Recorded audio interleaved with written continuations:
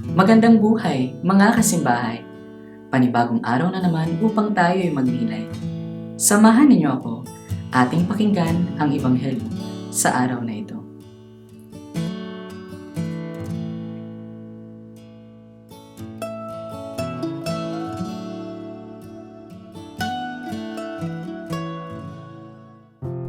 Ang mabuting balita ng Panginoon ayon kay San Mateo.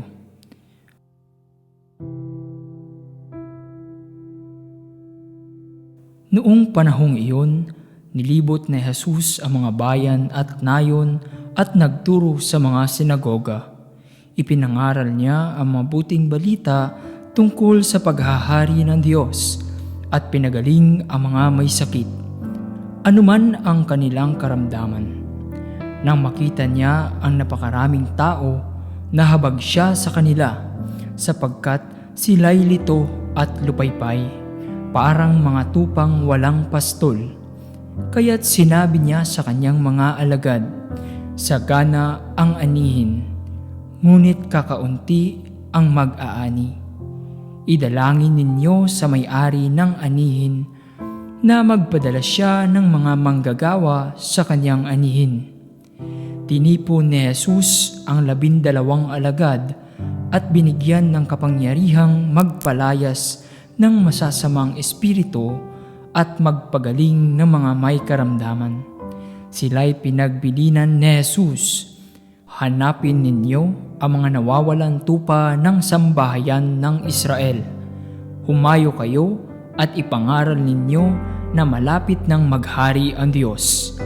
Pagalingin ninyo ang mga may sakit at buhayin ang mga patay. Pagalingin ninyo ang mga kitongin at palayasin ang mga demonyo.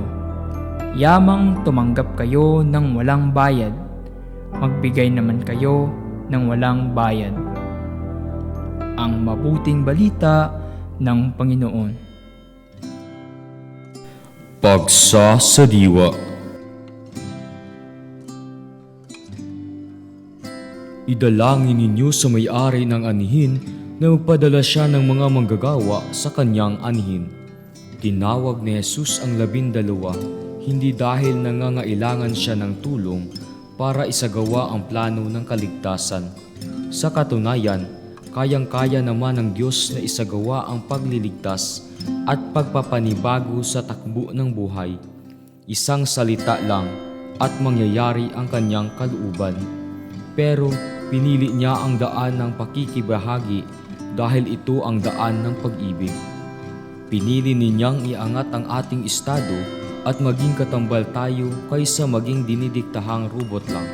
Aktibo at dinamikong pakikibahagi at pakikiisa ang imbitasyon niya para maging manggagawa sa kanyang ani.